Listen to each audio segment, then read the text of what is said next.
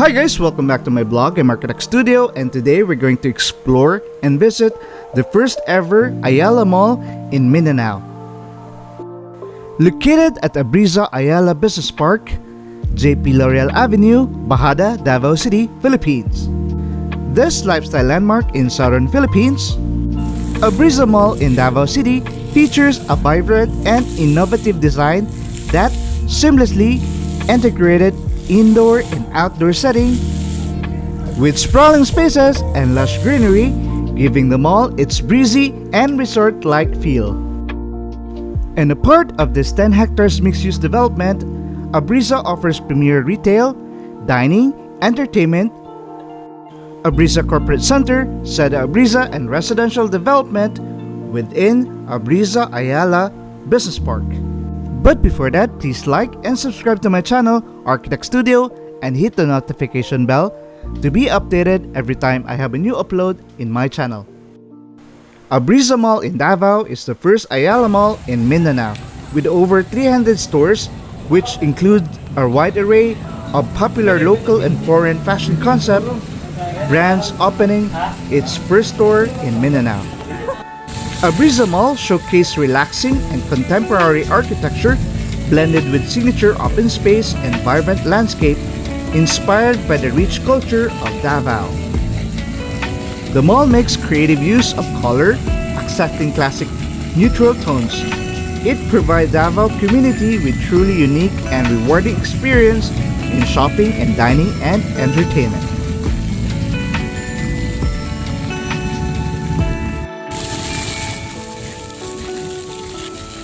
So tara, samahan niyo ako. Ikutin natin ang Abreeza Mall in Abreeza Ayala Business Park, located at JP Laurel Avenue, Bahada, Davao City, Philippines. And experience the first Ayala Mall in Mindanao and in Davao City.